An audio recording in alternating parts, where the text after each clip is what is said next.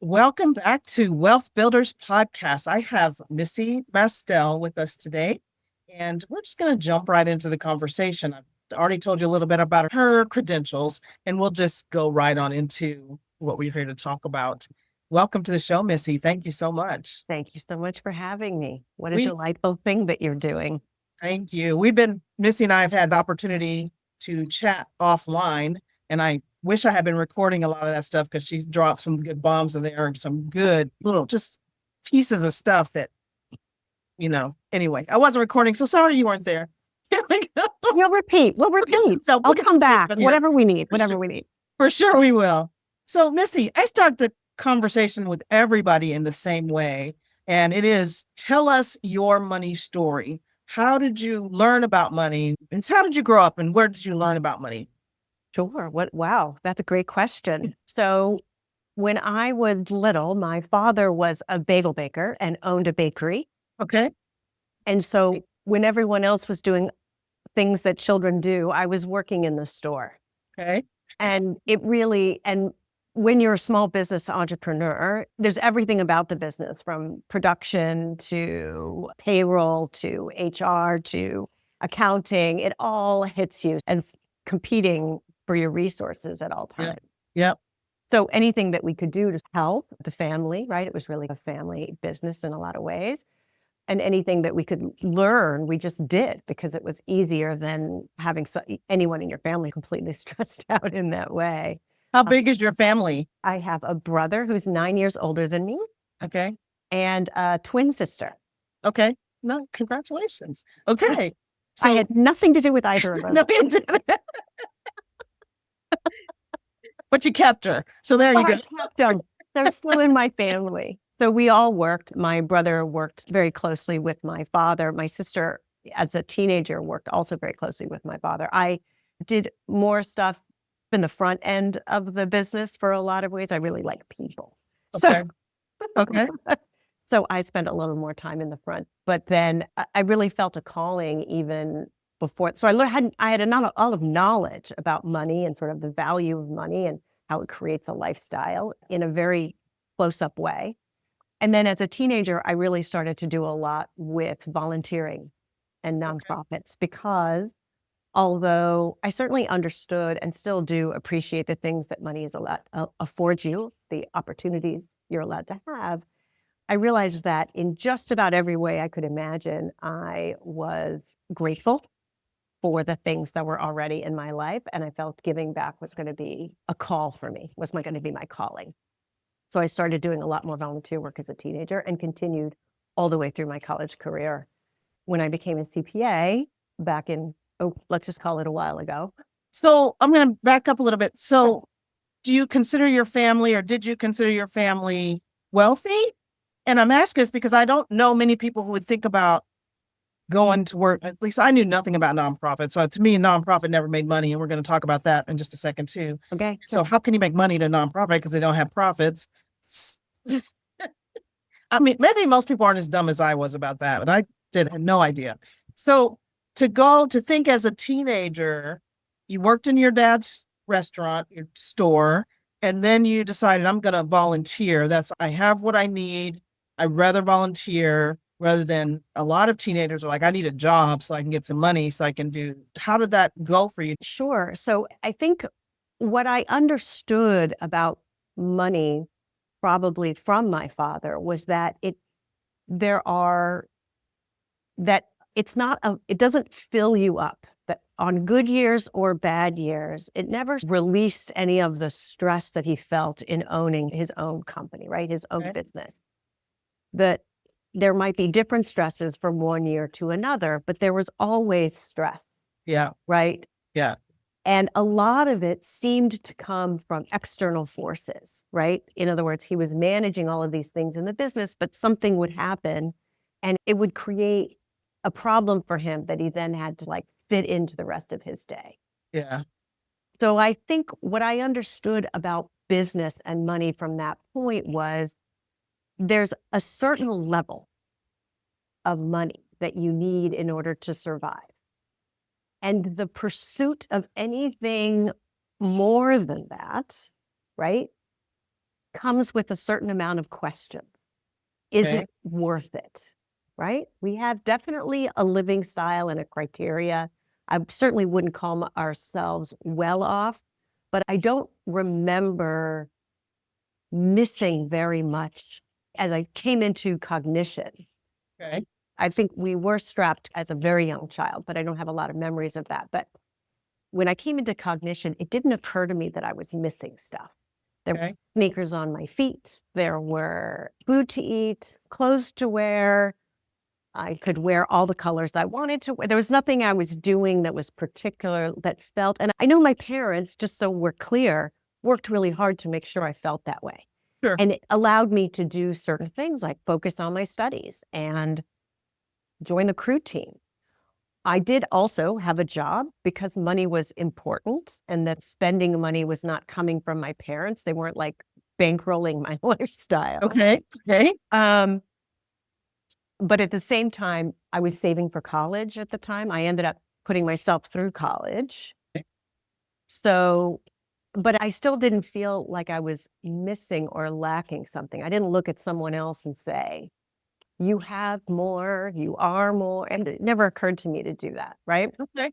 And do you think that came that because a lot of people, including me, we compare ourselves to other people and what they have and what I don't have. And did that come from your parents, do you think? I have two questions. Did that come from your parents? And did your parents ever talk to you, or did you hear conversations between them or your brother or your sister about money that you think may have influenced you? I think one of the things that really impacted, I have a twin sister, and one of the things that impacted me most specifically was it didn't seem like there was any competition that wasn't her, right? Right. So it was very hard in a lot of ways to get out of our very insular space, to think that there was something else I needed. Okay. We competed with each other on things that we could compete on, grades, sports, things like that. And it didn't occur to me that other people had things that I wanted. Okay. Okay. All right. And I know that makes for quite a unique experience. Twins are much more common now than they used to be with IVF and all of those things, but it was a unique experience. And we were a really competitive set of twins. Okay. Are you still? Yeah, but in different ways. Different. And I think in different ways, and I think ultimately we've just been raised in very different environments. I think I'm a less competitive person than I was at the time. Okay. And I think I'm happier for it. Yeah. Yeah. Right. So I think I'm happier not having that much comparison in my life. Yeah. I don't mean to generalize, but I imagine most people would be. Yes. I imagine that's one of the stop comparing yourself to everybody else. Just look at what you will always, when you're comparing, you always see, you'll either feel superior or you'll feel inferior. And what's the point of either one of those? You're just who you are, and what you have is what you have, and look at your own. Anyway, I don't know how to put that, but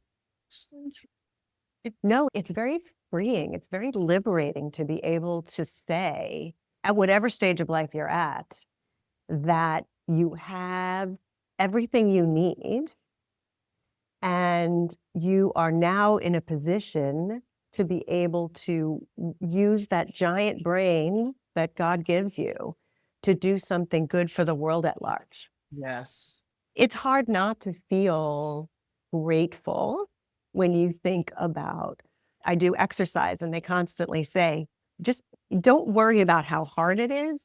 Think about how grateful you are that your body can do this. Even if it does it really poorly, it can do it, right?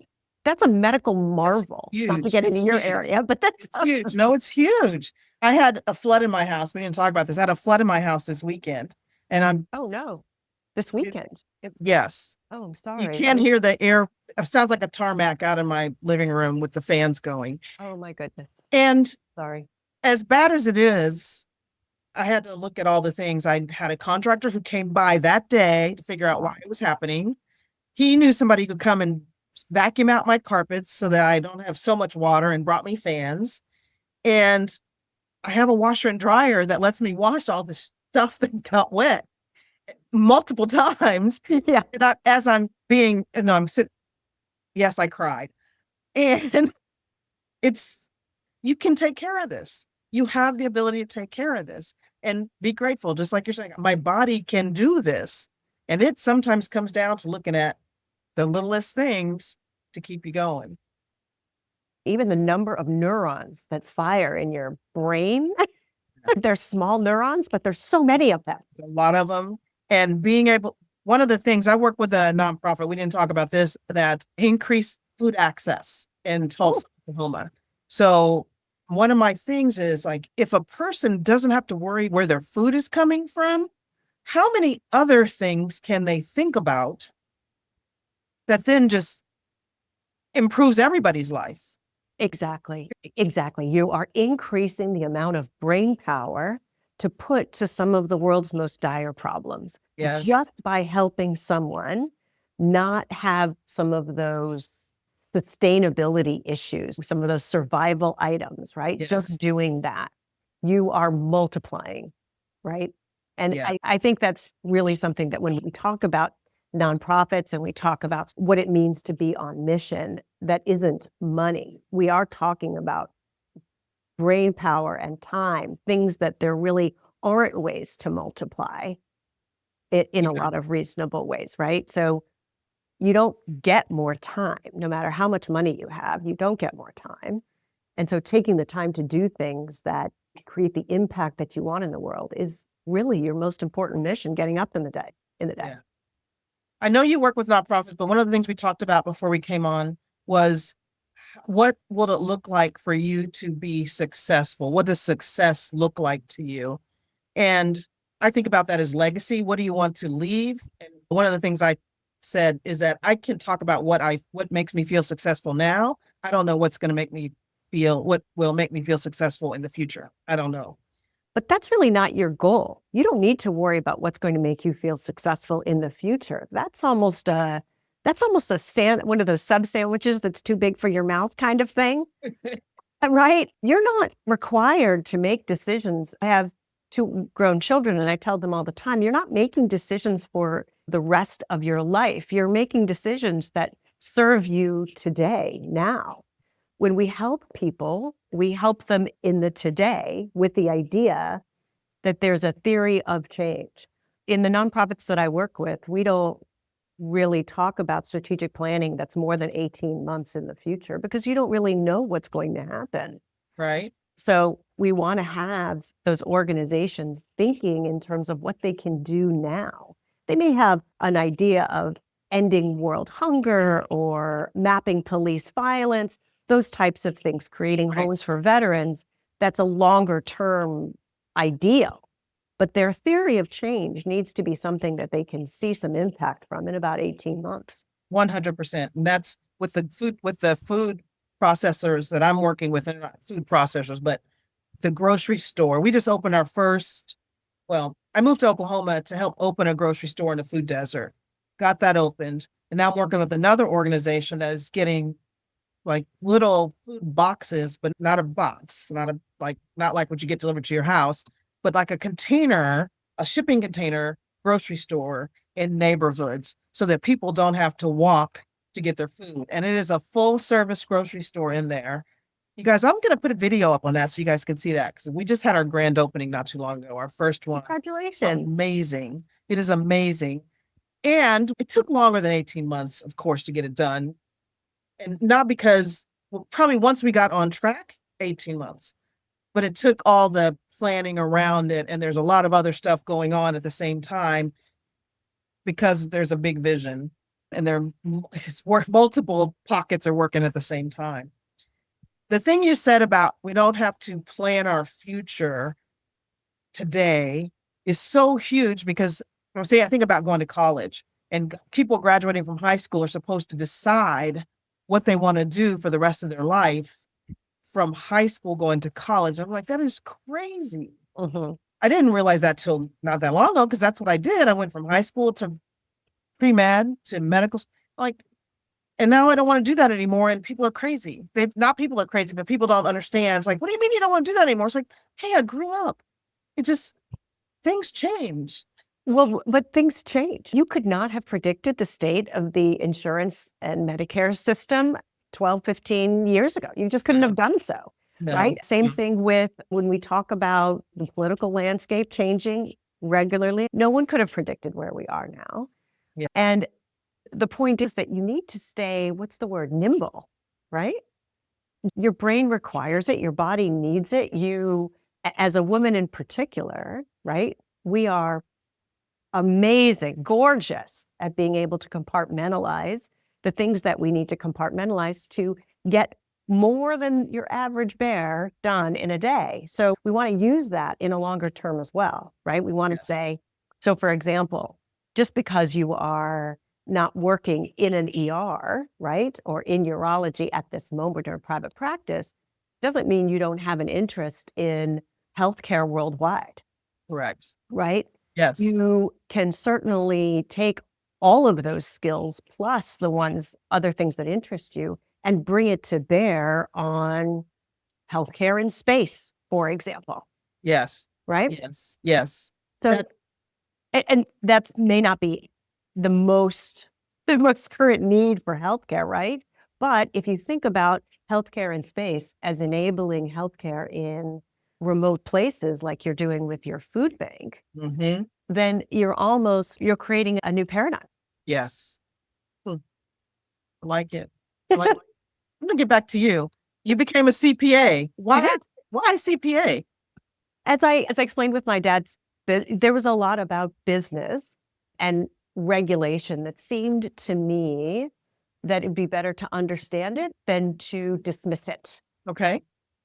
And to this day, I find that for organizations, in particular nonprofits, who are so mission driven, but they forget how to do statistical analysis, they do not manage to get a theory of change together that actually involves numbers and metrics, it's one of those things where if you want to create recurring donors, all of those types of elements that make your nonprofit easier, having those statistical elements, those metrics, being able to measure, understanding your regulatory requirements, makes it all work much easier and better. When you got your degree, did you think you would be here working with nonprofits? Or did you have a different path? What did you see? I think when I got, what I'm really good at is investigating. So I think I spent a few years in investigative forensics in accounting, which I really enjoyed. Okay. Because people are really creative and they'll find ways of getting what they want, whether or not it's fraudulent. So I really enjoyed that piece because I think it gave me a lot of insight into sort of the human character. Okay. But nonprofits I can't remember a time in my life where I wasn't focused on giving back. And sounds like that's how you see nonprofits, is that's their whole thing is about having a mission, doing something, and they're actually working towards doing that. Not just nonprofits, but yes. Okay. I actually think that the reason nonprofits exist is because every person on this earth, whether they recognize it or not, feels the need to give back. It's one of those eulogy resumes versus commercial career resumes, right? In general, when people speak about you, they will speak about the times that you have done selfless things, right? Or in furtherance of large, hairy goals. Yes. They will talk about you in those terms, the time that you spent with them, the way that you understood and commiserated with other people, right? Those are the things that sort of make a life meaningful. So it's not just nonprofits. Nonprofits are organizations, and we spoke a little bit about this. An organization or a corporation, coming from the Greek, is about people who get together to do wonderful things. It is not about making profit. That is a corruption of the term. Okay. So a corruption of the term corporation. Because I think I said corporations are there for the stakeholders or for the shareholders, and you corrected me. It's like that the Greek word is they have a purpose. Right. A corpus, like in an endowment for my nonprofit listeners, for your nonprofit listeners, A corpus is a body, Right. and it's meant to serve a purpose. So profit is just one purpose. It is not a universal purpose, and it can't be the only purpose for people if you want to feel fulfilled and have a meaningful life, especially if you're going to donate or spend most of your time in that corporation. You really need more than that. And I think when you actually talk to even CEOs, they talk about making money, yes, but there's a bigger thing going on with them. And it's not just about the money. It's about the people. It's about building something that's going to change something. It's about so much more than the profit. And the profit comes because you've done this thing that helped somebody or helped a bunch of people. And being in an industry or being in an organization whose only drive is money, zeros in a bank account, I don't even know what that would feel like. It just doesn't sound like something I would even entertain. Yeah. What I want to mention to your listeners is something called a B Corp, which is now a very common organizational model. And a B Corp is organized by the IRS, that's the organizing body for all entities, and they have a purpose, mission, and a profit mission. So they are a for-profit organization, but they are required to report on their purpose as well. They're not as tax advantaged as, let's say, a nonprofit or a tax-exempt organization, but they're held accountable by their boards to this additional purpose. And a lot of organizations these days, OpenAI, for example, is organized for the betterment of humanity in addition to any profit motive that they might have. Huh. I have a lot of questions about that. Let's talk about nonprofits for a moment, because like I mentioned earlier, that to me, back before I understood what a nonprofit actually was, it was like, why would I do that? It doesn't make any money. Do nonprofits make money? Yes, good nonprofits do make money. And there's actually, it's an interesting model, really. What a good nonprofit does is it capitalizes, for lack of a better term, on a social need. Okay. Could be saving wildlife, it could be education, could be scientific research. It capitalizes on a need, and it pinpoints, it lives at the intersection of the need that is that social need and their ability to organize people around servicing that need. So when we think about nonprofits historically, we may have thought about community centers. We may have thought of like volunteer organizations, blood drives, churches, right? Yeah. Which still are one of the top 3 organizations, nonprofit organizations in the country. But we also need to think about things like wildlife networks that save wildlife in Africa, or utilities. There are nonprofit utilities now that help to offset some of the skyrocketing costs in utilities. Insurance companies that are now nonprofits or B corporations because they have a social need to provide utility services to maybe remote locations, things like that. Okay. So your definition of a nonprofit has changed quite a bit in the last 15 years. Okay. What hasn't changed, once again, is the people. You find people gravitating to these services because they want to know that where they're spending their money, their value for service, is not just profit oriented. It's about creating some better service for other people as well, having some value. As a matter of fact, Harvard in 2011 came up with an idea called shared value. Okay. And you might know about that. Do you ever watch the Subaru ads on television? Yes, I have a Subaru. Okay. If you watch a Subaru, now Subaru is one of the most safest cars you can drive. Yes. But if you watch their ads, you might never see a car in any of their ads. You will see a Meals on Wheels recipient or a National Parks display or an SPCA. Yes. And the reason is because Subaru has learned that one of the things that makes them the most unique company and one that people will buy is their commitment to the different classes of social service, right? Mm-hmm. This is a shared value corporation. They understand that part of their advertising and marketing strategy is to meet social needs. Right? So Subaru Yes. is for sure a for-profit company. But Yes. they've decided that they're going to identify themselves as a philanthropic one. And are there, so with nonprofits, 501c3 type nonprofit, which I guess is not the same thing as the B, Right. or It's not the same. That's the correct. 501c3 tax returns and all their financials are publicly available. Yep. They're not that's not a requirement for a B Corp or for a Subaru kind of company or anything like that.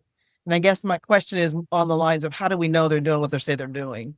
Well, actually, interesting question. So for any kind of publicly traded you talk about investing, any kind of publicly traded corporation, their tax returns are discoverable. You can get a Freedom of Information Act, a FOIA, right? Even if they weren't publicly available, you can still do that. And B Corps in particular do have the requirement to release their financial information. But also these publicly traded organizations are now producing things called impact reports. Yes. Right?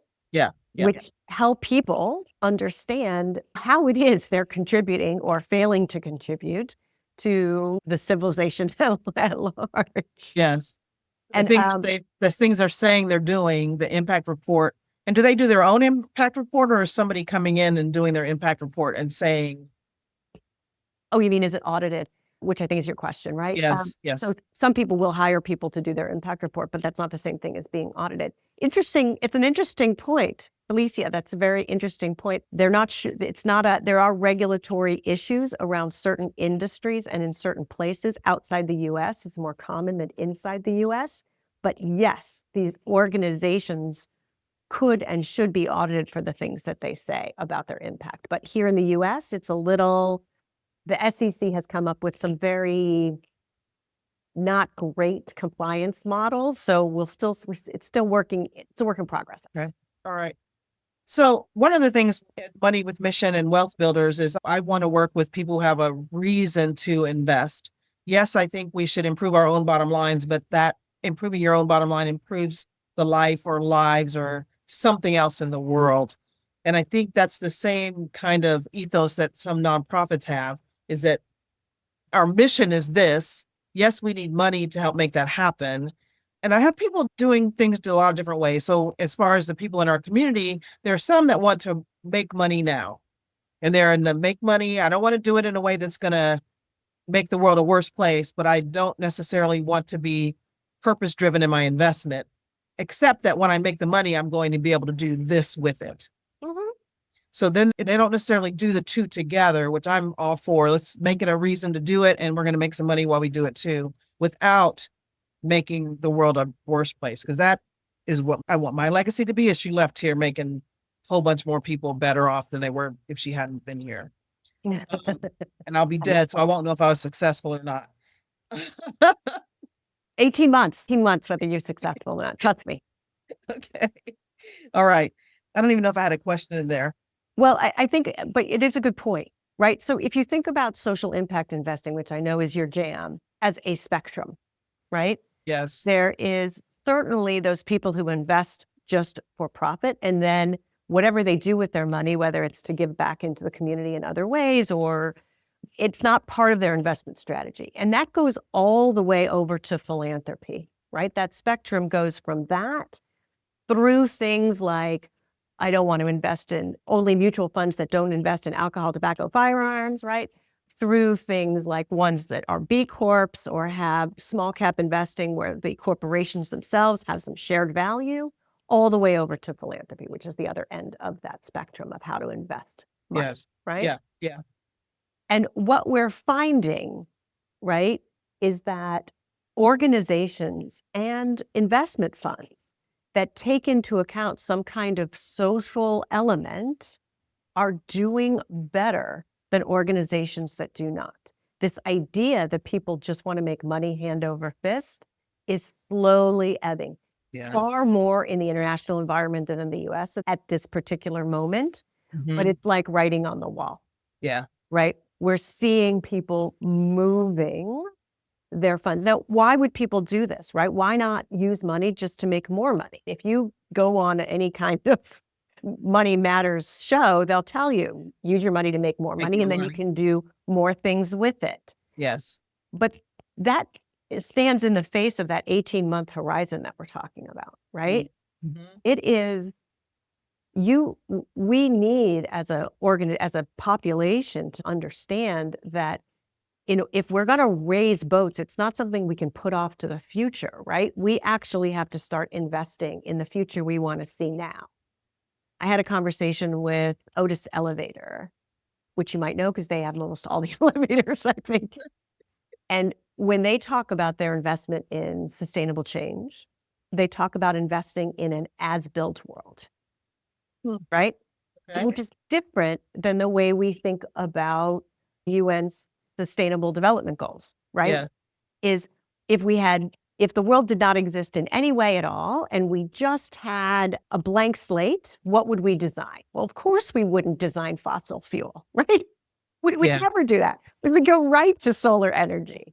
But Otis's idea is that there's an as-built world. So we need to, and in the same thing with this impact investing, is to create this idea of how we're going to get from this part of the spectrum, this as-built world, to the future that we want to see. And that can only be done in short, meaningful jumps that have real impact goals in them. So you need to be able to say, in 18 months, where are we going? What is our elevator doing? Can we replace the roof over our elevator so it is completely solar powered? And is that the way that we are going to start bringing the future that we want to see forward?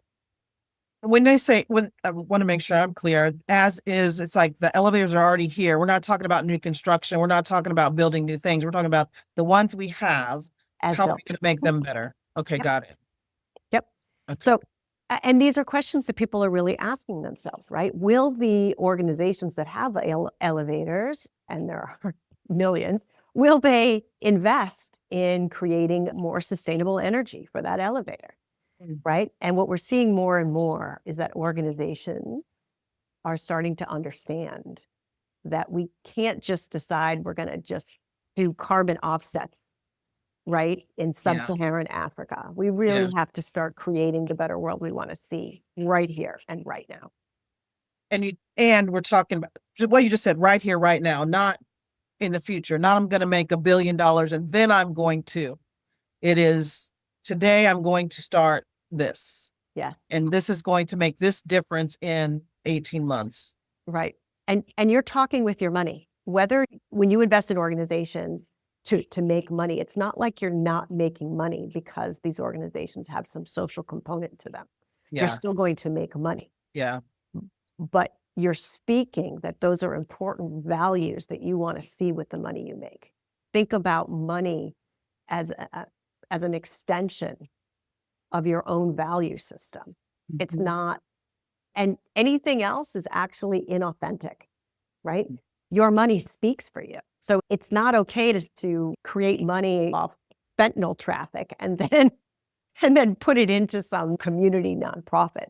That's not a value system investing process. You want to be able to say, we are not investing in the import of illegal drugs. And we are also making sure that the communities are getting what they need. Our communities are getting what they need. Yes, yes.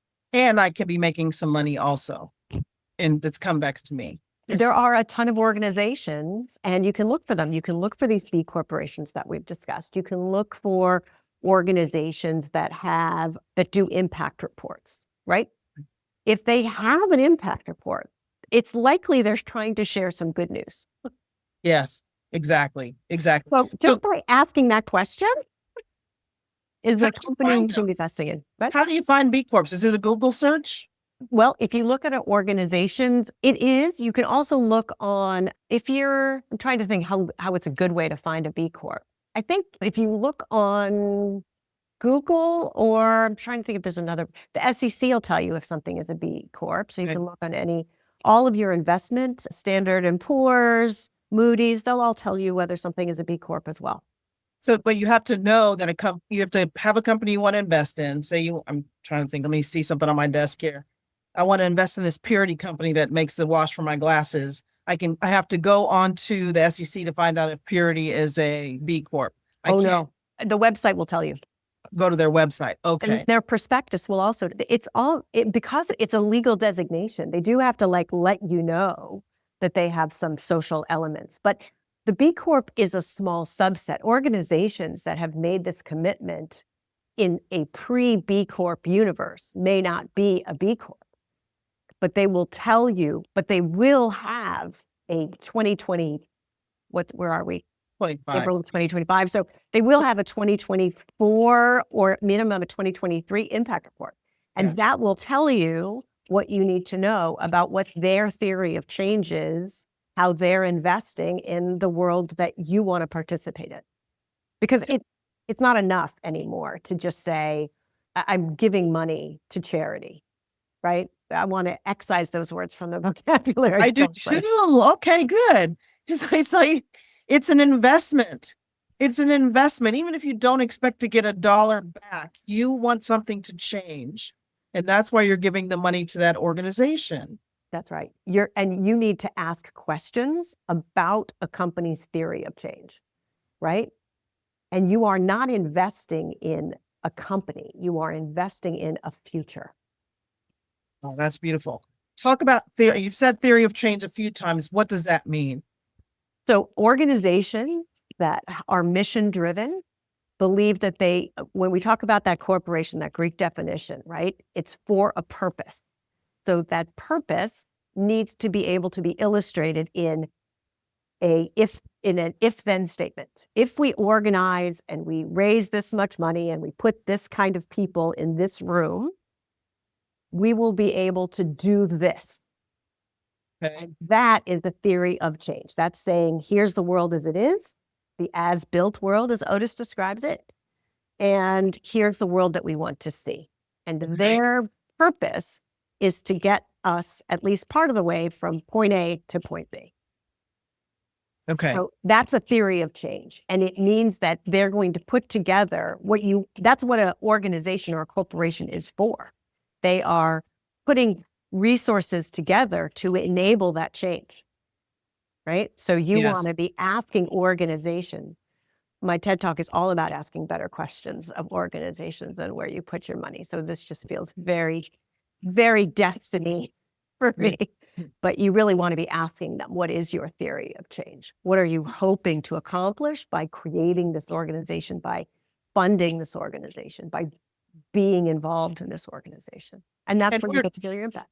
We're talking about this, you guys, on an organizational level, but you can bring this down to your own personal life and call your own life an organization, a corporation. And what is your theory of change? Everybody, as far as I know, wants to get somewhere, and how we just can ask those questions. What do I need? How much money do I need to raise? How much to make this thing happen? And we're looking at 18-month chunks, not 50 years down the road when retirement happens, which is, I think many of us start our job, start our career, and then look at retirement and not all the in-between steps that we need to take to get to that last thing. That's right. And planning for retirement is important. I don't want anyone to say that planning for a future does not include your own future. 100%, yes. So that absolutely should be something that you do. But even as you plan for retirement, the lasting organizations, what we're going to start seeing is that the organizations that are resonating with people who are purpose-driven, that hold on to some of that purpose as they grow and evolve, those are the organizations that are going to be around to support you, that will continue to support in your retirement years. Nice. Right? Yes. I like it. So one of you said your favorite quote is, and is it your own quote or did it come from somebody? The past gets a vote, not a veto. What does that? Explain that first of all, and then did you say it or somebody else said it? Or I know it was somebody else who said it, but on a board, I sit on a board, and one of my fellow board members gave it to me, and I told them I could use it, so I am. Okay. I think what it means is, right, and it's such an encapsulation of everything that we're talking about and everything that I think that we believe in concert, right, which is that just because we've done something the same way all the time does not mean we have to continue doing it the same way. That the argument, right, that corporations are for profit, right, just because it's always been that way or we've defined it that way in the past, does not mean we have to hang on to that. We get to define the corporations we invest in. And we get to define them at a core level, at their theory of change. Yeah. We get to say, it's not enough that you just make money. We actually want to see you strive for a better future. When you go in and start working with an organization, do they already have a mission, or do they ever change their mission when you start working with them? So the reason I'm asking that question is I'm thinking about individuals out here thinking, I don't have a mission. How do I come up with a thing? That's of course you have a mission, right? And start with the things that are important to you, right? Yes. So I think one of the most important things that I want to differentiate is when we're talking about people and we're talking about right? Everybody has a job to make money, to live, to survive. You don't need to live in a mansion in order to have those things, right? Yes. Not everyone needs 10,000 square feet to feel for a family of 4. And I'm about to be judgmental, but I won't be judgmental. I'm like, who needs 10,000 square feet? But never mind. That's a whole nother conversation. Some people do. Yes. Some people do. But when you hit that 10,000 square feet, then you need to say, is this enough? What's next? Mm-hmm. Yes. But not what's next. Do I need to go to 12,000 square feet? Right. So the idea is not so much what's next, but what else? What else? Got it. Got it. What else am I doing? So if that's your marker, if owning your home and having your kids in private school, once you reach that goal, then you need to think about what else am I doing with my time here on earth? How am I making my collective brain power work, right? I mean, we're here on this earth to praise and to labor and to love. So let's do those things correctly. Yeah. And so you already have some purpose, and now you need to decide what else your purpose will be.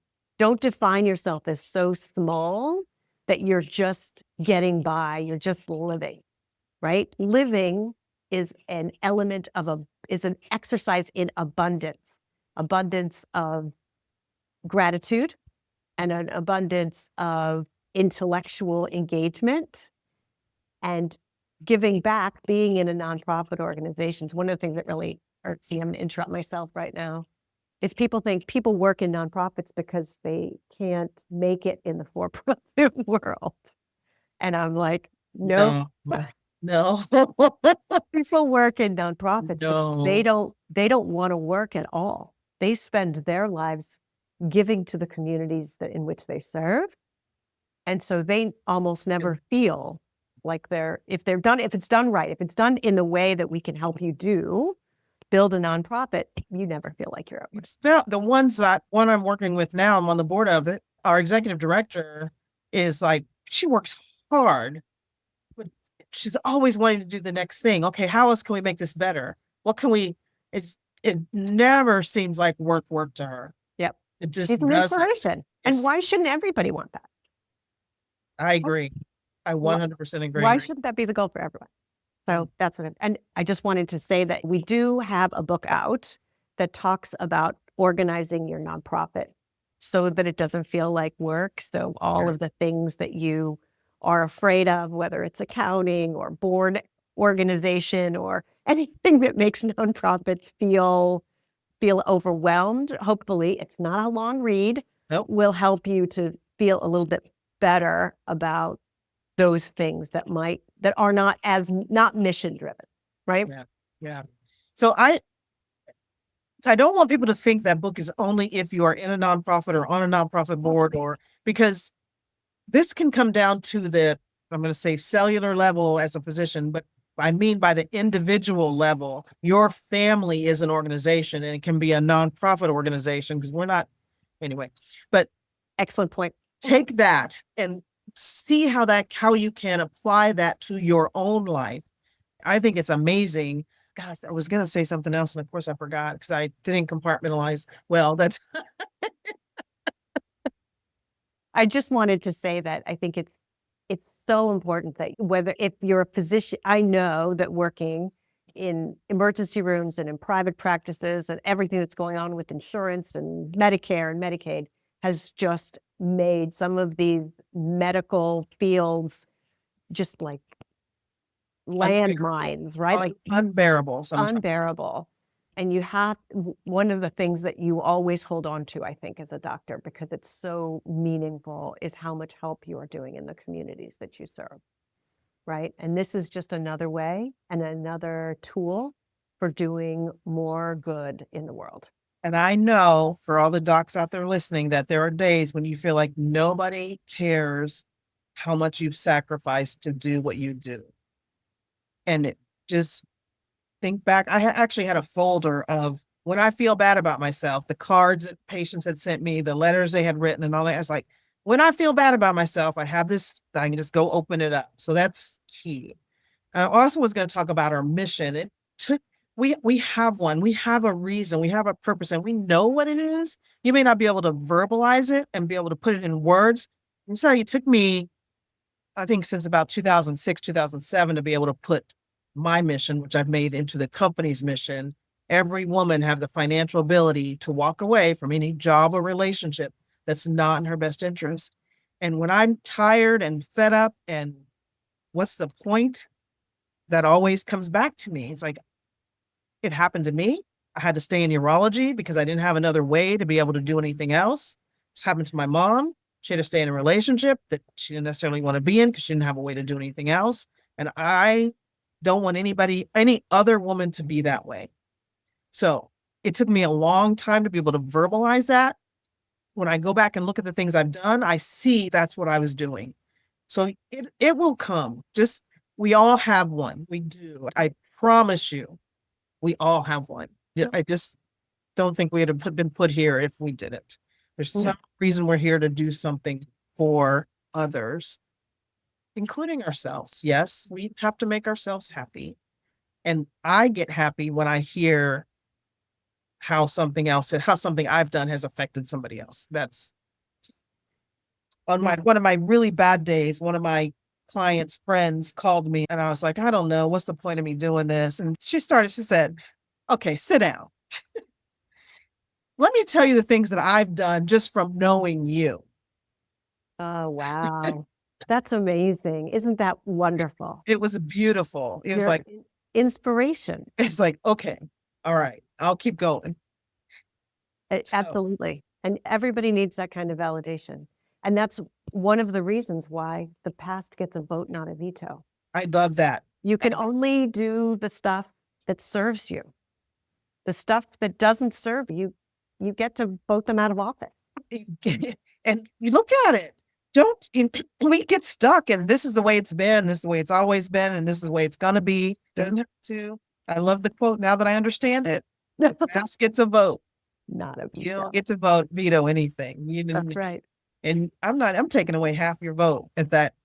If it's not serving you, and you know if it's serving you, right? You know if something is serving you. If it's not serving you, there's not enough time, and time's the only thing that we really don't have enough of, right? There's not enough time. You don't get any more. So show your book again. Oh, this is what Generation Giving Back. Missy Mastel. How can they find that book? You can go to my website, which is at www.mastel.com. My favorite connection point is LinkedIn, though. Okay. I love LinkedIn. I just feel like if I can help you in your quest, if you call me and say, I need a B corporation or a nonprofit that's making the world a different place, just ask me. Lovely. Lovely. All of this will be in the show notes, you guys, because I know you're doing something, 5,000 other things probably while you're listening to this. So check the show notes. If you want more information, get in touch with Missy.